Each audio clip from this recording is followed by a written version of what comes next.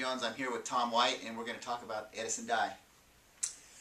Well, thank you, Gary. Thanks for having me here. And this is just a few days before our 26th annual World Vet Motocross Championships out of Glen Helen. And 14 years ago, we started this award called the Motocross Lifetime Achievement Award. And we're looking, looking at this award as, that honors the person that's made the biggest contribution to motocross in America. And that first year, '97. The recipient was Roger DeCoster. Right. And it'd be hard to argue that any man had more influence over American motocross, actually world motocross, than Roger DeCoster. And then the very next year, in 1998, the award was presented to Rick Johnson. Of course, a very iconic individual, great personality, and undoubtedly helped the sport. But as we came into 1999, thought about who we should really honor with this award.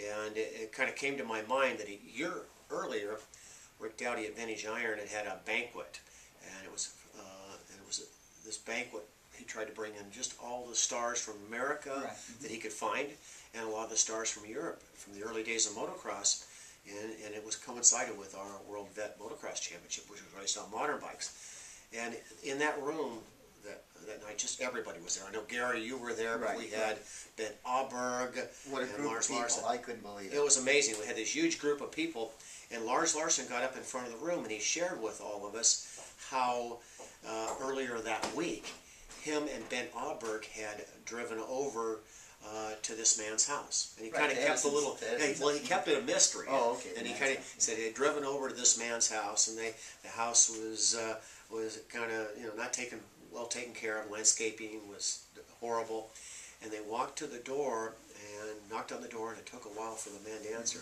And he came to the door, and he's on a cane. When he opened the door, he just broke out in tears.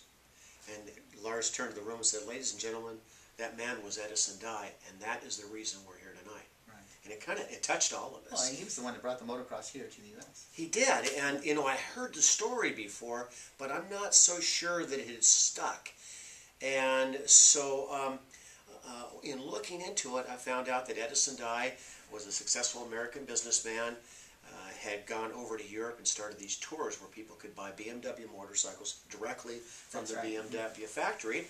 And so he arranged it so that these wealthy people would come pick up their bike at the BMW factory. Then he organized a tour all through Europe and the Alps, and stayed at the nicest hotels, and of course had a cargo vehicle bringing all their luggage along so they could ride the motorcycles. And during that time, Edison discovered the sport of motocross, 250 motocross. And boy, nobody better than you and your dad. No, we didn't really have motocross. We had scrambles, we had desert, flat track, road racing. But here in America, up until the mid-'60s, we didn't have that sport.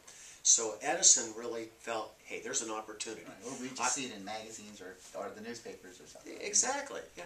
So he felt there was an opportunity to bring the sport to America, and the way he did it is he approached the Husqvarna factory in late 1965 and said, "Hey, I want to become your importer into America." And they really were very reluctant, because they had brought like one bike in with John Penton in 1963, but there was no traction, so to speak. Well, we didn't race motocross, so why would we want one of those bikes? And that's what Husqvarna said. Well, why would we want to take our bikes to America? They're motocross bikes. Well, Edison says, "No, I'm going to take the bikes over there. I'm going to create the market." So they said, "Well, okay, we'll sell you 2 bikes." So he brought the 2 bikes over, and the first rider he approached was Malcolm Smith. And Malcolm Smith had this reputation of being the guru, the fastest off-road guy. Absolutely, he was. So he talked to Malcolm, and Malcolm took some convincing, but then he took the bike for a ride and liked the bike a lot. And Edison had promised him this, "Hey, if you want to ride my bike instead of this Greaves you're riding, I will send you to the International 6-Day Trials." So that's all Malcolm needed to hear. Well, he also had the other bike. He gave it to Bill Silverthorne and started riding a few scrambles a bit. But the smartest thing that Edison did was in that year, 1966, he convinced the Husqvarna factory to send over Torsten Hollmann, who was the world champion, and Edison put together a 7-race tour.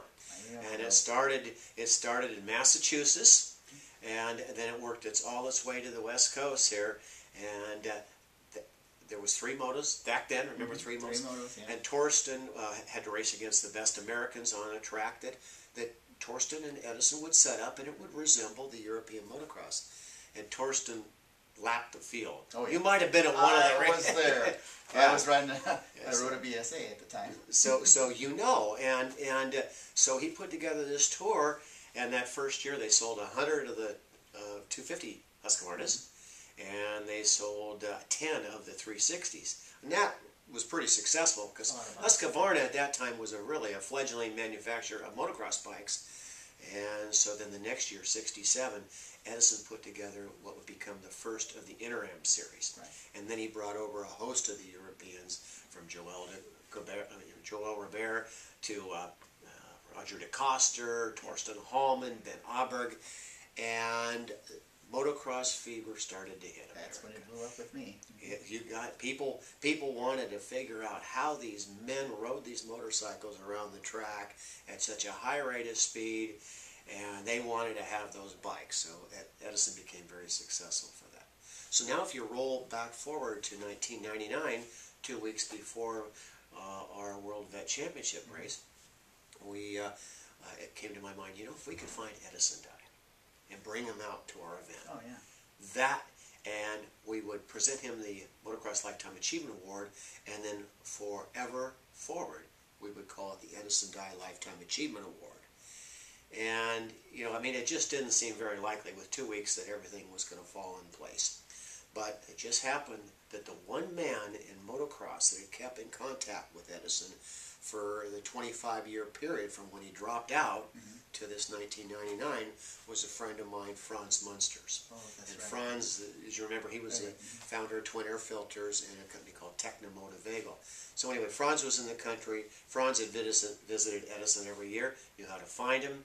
Edison was actually in Arizona, but I was able to get a hold of his daughter, and she cooperated. She said, "Here, come on over to the house, and we'll see if and Edison will be back for your awards, but see if there's anything you can use." So that's when you found all the photos and stuff. Oh, that's right, I remember. Gary, it was so cool because we go there and the house is exactly as Lars described it. Right. There's weeds everywhere. And Oh, it's old romance. It's old. It had been a nice house in its day, and it's I think what was that La Mesa down there, and so went in the house and there was stuff everywhere, but we found these 2 boxes, and in these boxes are just literally hundreds of photos, race programs. And when I started to go through those and look at the pictures, they tell a story. Yeah. And I thought to myself, this story has to be told. People need to know this is the man that brought motocross to America, and he's the reason that it grew at a rate that's unprecedented in any other motorsport. Oh, absolutely. As soon as we saw those guys race, we wanted to do it. I had to do that stuff. Yeah, it was so cool. So that same week, I called Roger Coster on the phone. I said, "Roger, would you be willing to come out and help us honor Edison Dye?" And Roger said, "You found Edison Dye? If you can find Edison, I will be out here."